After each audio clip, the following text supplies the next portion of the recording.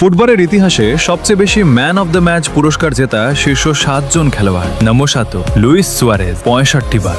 একজন অসাধারণ ফিনিশার, চমৎকার গোল স্কোরার এবং প্রতিটি সুযোগ কাজে লাগানোর মতো একজন স্ট্রাইকার, যিনি তার বুদ্ধিমত্তা ও গোল করার অসাধারণ ক্ষমতা দিয়ে বিশ্বজুড়ে নাম কুড়িয়েছেন। নম্বর ৬ নেইমার জুনিয়র ৯০ বার। অনন্য ড্রিবলার, দারুণ স্কিলের মালিক এবং নিজের বিনোদনমূলক খেলার ধরন দিয়ে প্রতিটি ম্যাচকে স্মরণীয় করে রাখা একজন সুপারস্টার। নম্বর ৫ রবার্ট লেভানডফস্কি ৯৬ বার।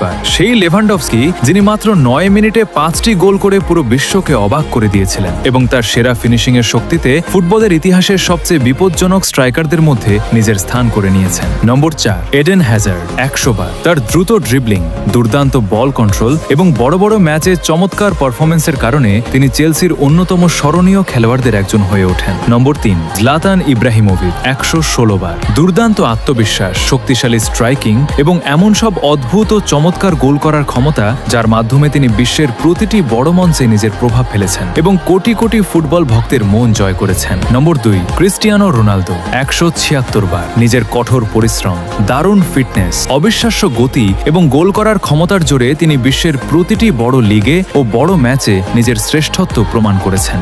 এবং নম্বর ১ লিওনেল মেসি ৩৯৫ বার। তার জাদুকরী ড্রিবলিং, অসাধারণ ভিশন, দারুণ প্যাসিং এবং বছরের পর বছর ধরে টানা সেরা পারফরমেন্সের সুবাদে তিনি ফুটবলের ইতিহাসে সবচেয়ে বেশি ম্যান অব দ্য ম্যাচ পুরস্কার জেতা খেলোয়াড় হয়ে উঠেছেন। কমেন্টে জানান এদের মধ্যে আপনার প্রিয় খেলোয়াড় কে।